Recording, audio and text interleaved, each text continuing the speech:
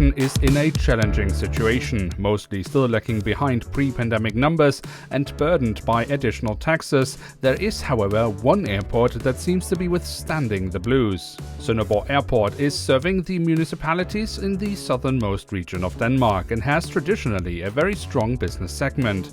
This is, however, no reason to rest on their laurels, as there are ambitious plans for the small Danish airport. We have ambitious targets for passenger figures. I started here in early 2024, and in 2024 we had an increase in passenger figures of some 18%. So far this year the increase is around 12-14%. We expect to get higher. And that is based on the business segment and on the leisure segment. Indeed, the touristic segment has been underserved in the past, something the airport management has worked on to change, and as it seems, with success. In 2025, we, together with Neubauer Tourist in Flensburg, Germany, and Gislev in Denmark, we could announce some 17 charter destinations out of Sønderborg. Including Sicily, Germany, Italy, Spain, the UK, and etc.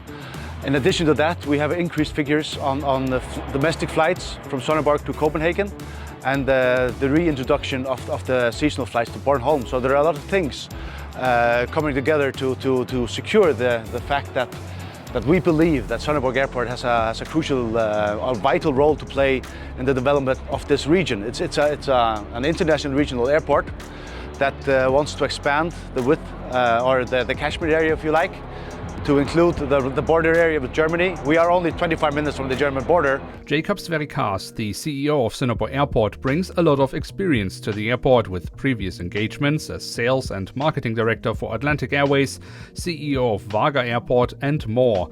And he is following a clear strategy. This includes tapping into the previously underserved northern German market. We certainly haven't done enough in the northern part of Germany, but we are I am experiencing an increase of visits from German politicians, municipalities and business partners. And you could say that our alliance with the Neubauer Touristik in Flensburg is only the beginning.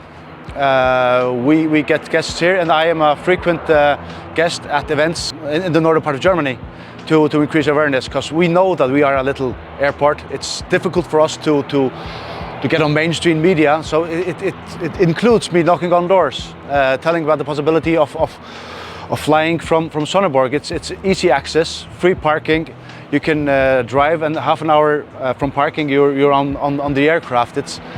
It's fast, it's small, and it's convenient. A vital part of the ambitious plans growing Sønderborg Airport involves a major overhaul of the airport infrastructure. Phase 1 is all but complete and has involved an overhaul of runway and taxiway systems like ILS and switch to LED-based lighting. Phase 2 will include an extension of the apron, the construction of Denmark's first virtual tower, and a completely new passenger terminal. And of course, it's going to be a process of 2 years. We'll start around early 26 and expect to be finished in early 28, depending on how it goes. But it's part of the master plan for the airport, so we are excited to get going. With increased capacity comes the wish and need to establish more scheduled services, as the airport maintains a strong focus on the business segment of the market. Of course, we want to maintain the scheduled service to Copenhagen, which is vital for the business community. But we also want to develop a secondary hub with where we expect it would be an international carrier that would be flying in from a European hub, preferably Munich, southern Germany, Paris or Amsterdam. That's one of that's the second one, and the third one is to develop charter, both inbound and outbound. We have managed for 25 to develop a big outbound charter program, but we also wanted to be supplemented by an inbound demand on charter.